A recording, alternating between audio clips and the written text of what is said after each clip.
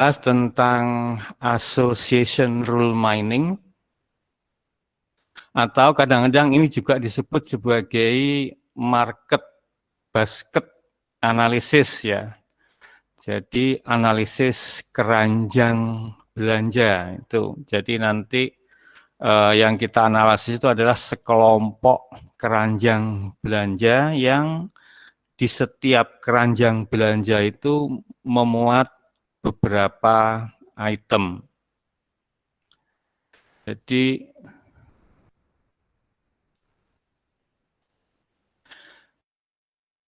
mining association rule, kita nanti tujuannya adalah mencari ini.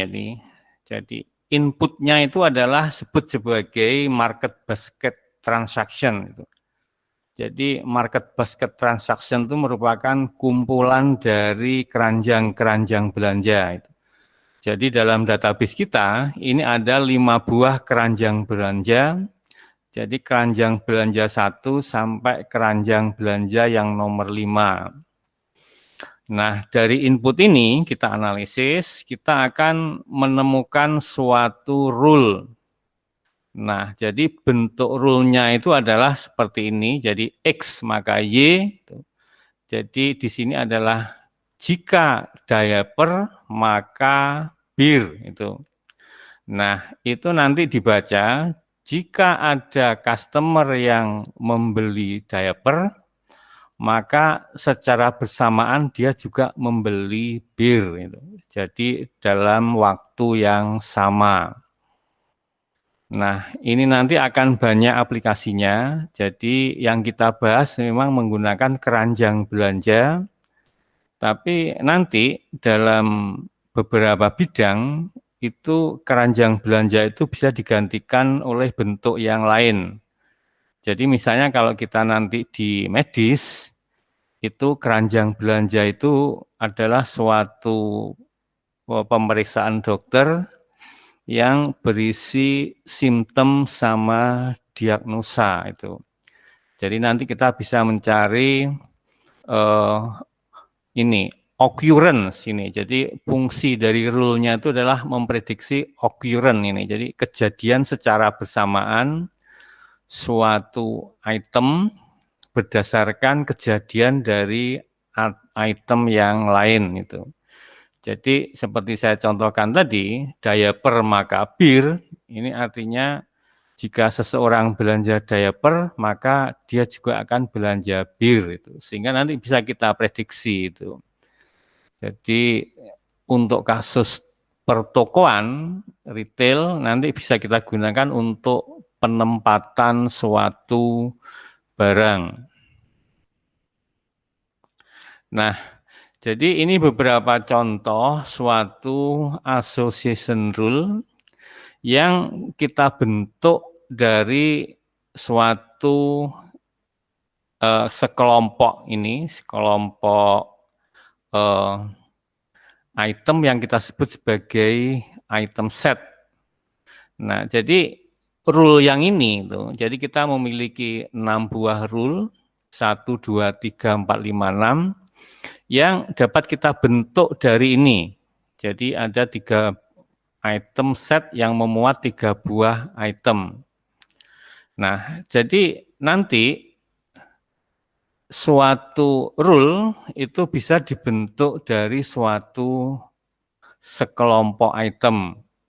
Nah, jadi kalau kita punya item set yang isinya milk, diaper, sama bir, maka kita bisa membuat 6 buah rule ini itu.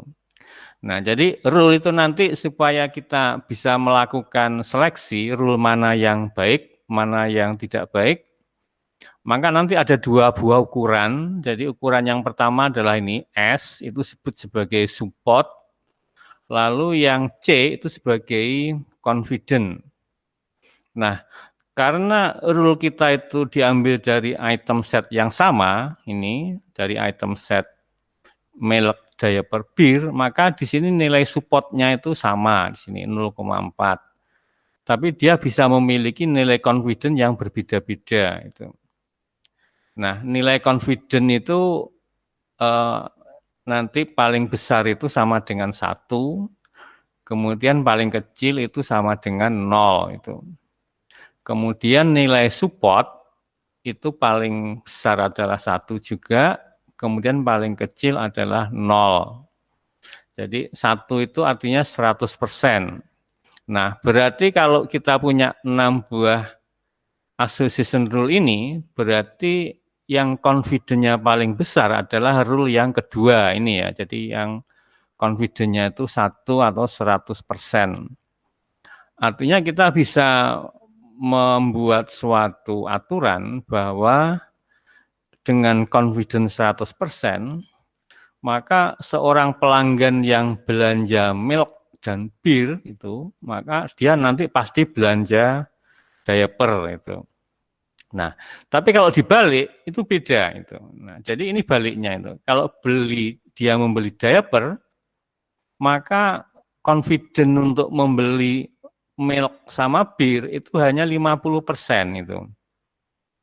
Jadi kalau Anda punya rule X maka Y, itu belum tentu confidence-nya sama dengan Y maka X itu. Jadi kalau Anda punya rule X maka Y, kemudian Anda rule Y maka X, maka ini belum tentu confidence-nya sama ini.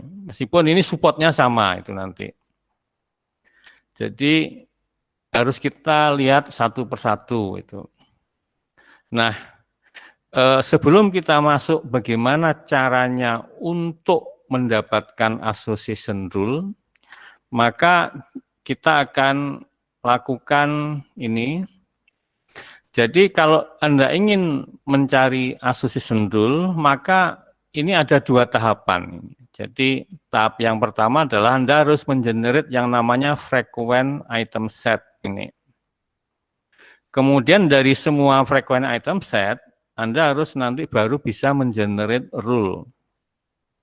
Jadi nanti sebelum Anda mengenerate association rule, Anda harus mengenerate frequent item set dulu. Baru nanti diikuti oleh rule ini. Nah, ternyata ketika kita mengenerate association rule, kemudian juga mengenerate frequent item set, ternyata proses yang ini itu yang paling lama ini. Jadi untuk generate frequent item set itu, ini adalah komputasinya itu mahal di sini. Karena kita nanti akan seringkali melihat ke database-nya untuk menghitung nilai support-nya ini. Jadi nanti kita jelaskan lagi definisinya. Jadi frequent item set itu adalah item set yang support-nya itu lebih besar dari minimum support. Nah, nanti kita definisikan lagi maksudnya apa itu. Kemudian kalau rule, nanti kita selain minimum support, kita juga menggunakan nilai confident itu. Nah, jadi ketika Anda generate frequent item set, maka input yang Anda masukkan ke sini itu adalah parameternya itu adalah minimum support. Terus ketika Anda mengenerate rule ini, maka nanti Anda membuat parameter yang namanya minimum confident. Jadi ini input untuk proses generate frequent item set dan mengenerate association rule. Oke, nah kita buat definisi dulu. Definisi yang terkait dengan frequent item set. Nah, jadi item set itu sebenarnya singkatan dari set of item. Jadi ini merupakan suatu himpunan ya. Jadi merupakan ini bisa kita katakan sebagai himpunan item itu. Item itu apa? Item itu barang. Jadi kalau kita di supermarket, item itu barang. Tapi nanti kalau misalnya kita transaksinya itu bisa berupa halaman web yang Anda kunjungi, maka item itu merupakan halaman web itu.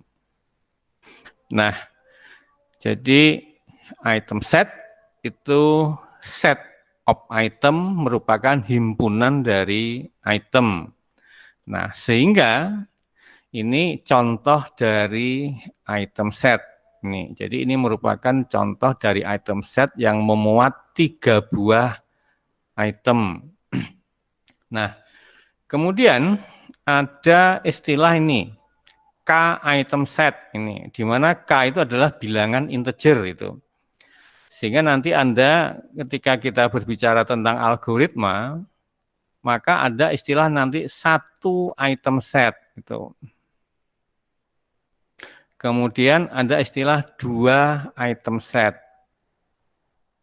Nah, jadi satu item set itu adalah item set yang memuat satu item itu. Jadi misalnya milk itu. Nah, ini adalah satu item set.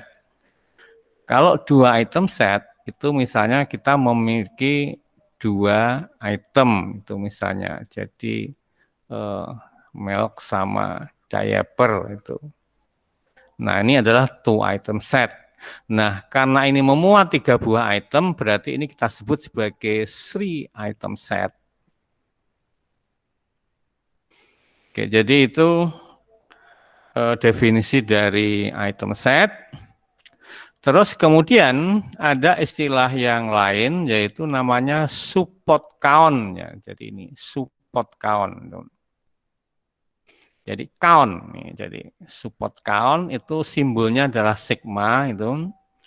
Jadi sigma itu merupakan support count itu. Jadi ini bilangan integer itu. Jadi merupakan frekuensi kejadian dari suatu item set dalam database itu. Nah, jadi ini sigma support dari milk bread diaper itu ada 2 ini. Jadi supportnya ada 2. Karena apa? Karena milk bread diaper itu ada di 2 transaksi itu. Jadi ini transaksi yang nomor 4 itu memuat milk bread diaper ini. Jadi ini dia memuat bread, kemudian milk, kemudian diaper. Kemudian transaksi yang nomor 5 ini juga memuat bread, milk, sama diaper. Yang ini memuat milk sama diaper, tapi dia tidak memuat bread. Demikian juga ini bread sama diaper, dia tidak memuat milk. Nah, berarti karena ada 2 transaksi atau 2 keranjang yang memuat item set milk, bread, diaper, maka ini support count-nya itu sama dengan 2 ini tuh. Jadi support count-nya dihitung sebagai 2. Nah, ada istilah yang lain itu namanya support. Nah, ini hampir sama itu. Jadi kalau support ini simbolnya adalah S. Nah, jadi kalau support count itu frekuensi, kalau support itu adalah proporsi atau fraction itu.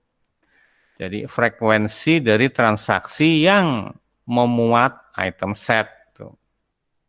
Jadi karena jumlah transaksinya itu ada 5, itu, maka di sini supportnya adalah 2/5 ini. Atau ini kalau kita jadikan persen, ini nilainya adalah 40%. Nih.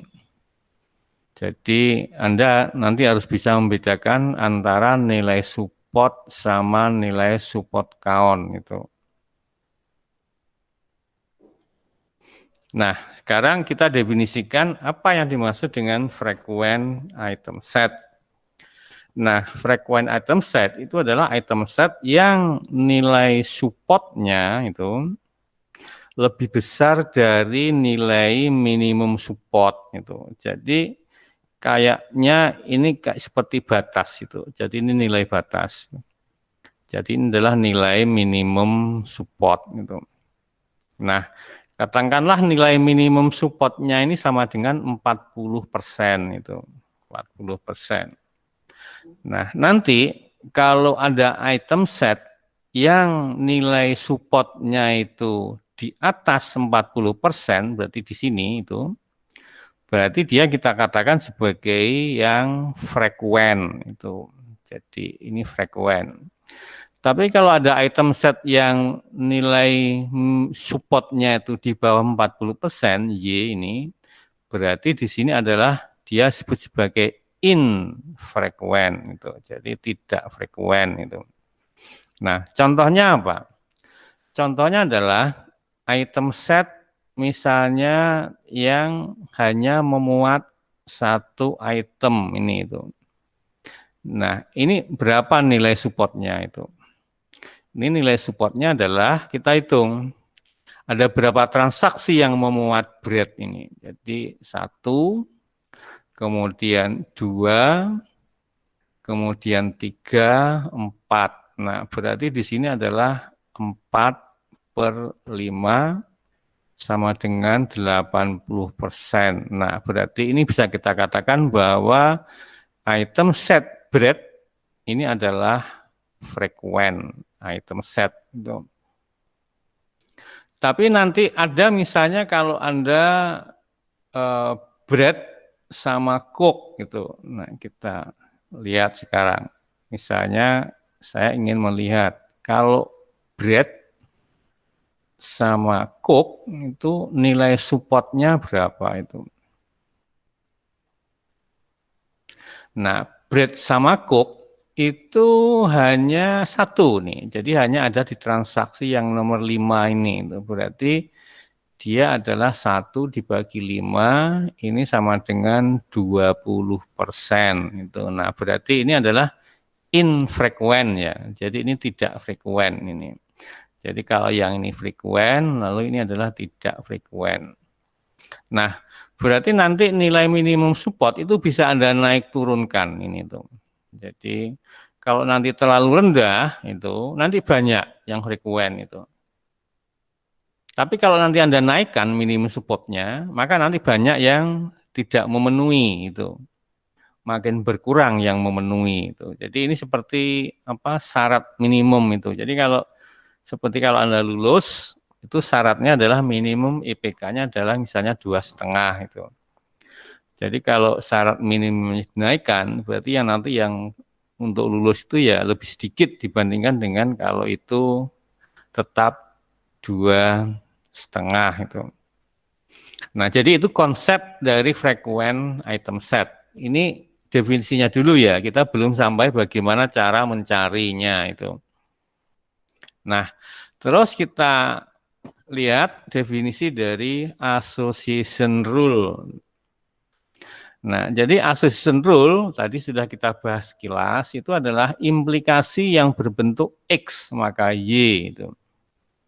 Nah, yang harus Anda ingat bahwa X dan Y itu adalah item set, bukan item. Jadi item set ini. Nah, jadi minimum bisa 1 seperti ini. Jadi ini adalah Y-nya itu, lalu ini adalah X-nya itu. Nah, jadi seperti ini. Jadi X itu adalah item set, kemudian Y itu juga merupakan suatu item set. Nah, ini seperti juga frekuen item set itu ada syaratnya itu. Nah, di sini juga ada ukurannya itu. Jadi sebelum nanti kita memperlakukan syarat, gitu. Jadi kalau item set itu punya support, tapi kalau rule itu punya ini support sama confident itu.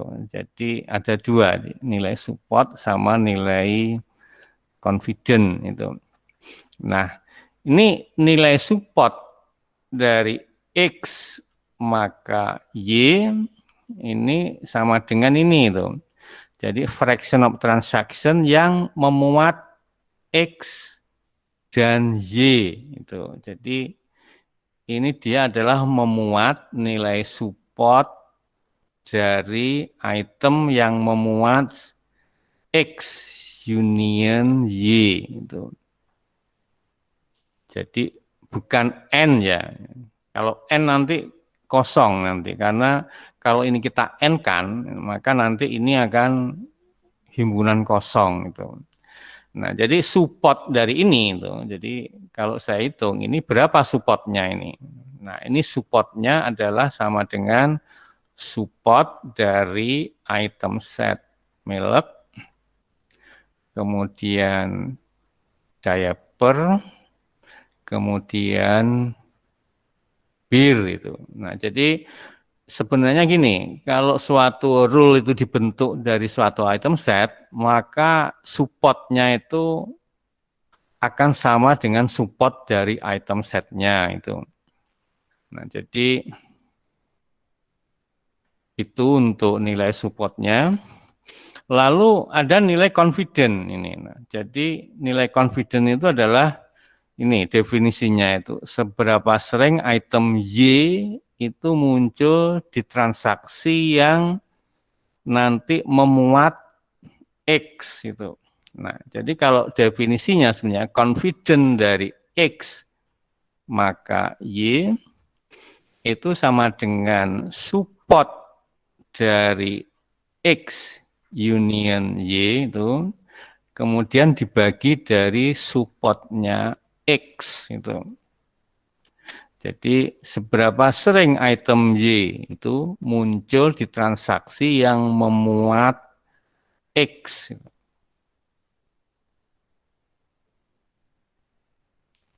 Oke, jadi itu definisi dari suatu confident. Nah, ini akan kita lihat, ini definisinya.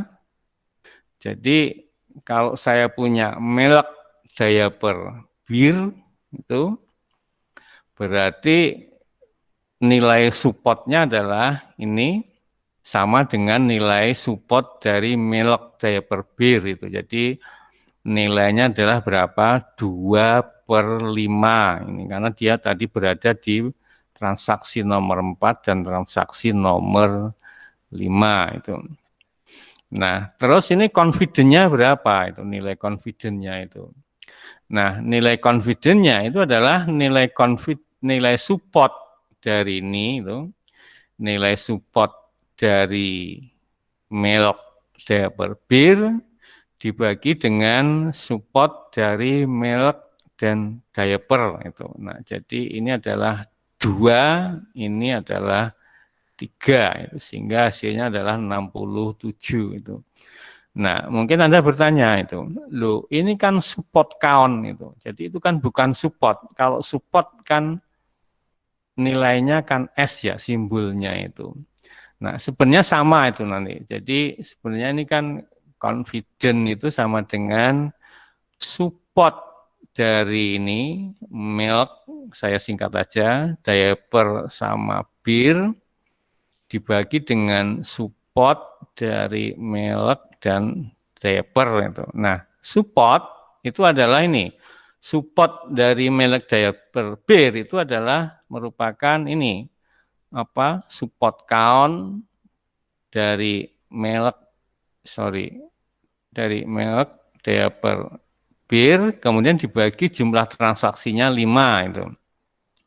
Nah, kemudian ini adalah support count dari milk, kemudian dan diaper. Gitu. Nah, ini dibagi dengan 5 itu. Jadi ini dicoret. Nah, ini sama dengan support count, ini juga support count. Gitu. Jadi benarnya definisi sama.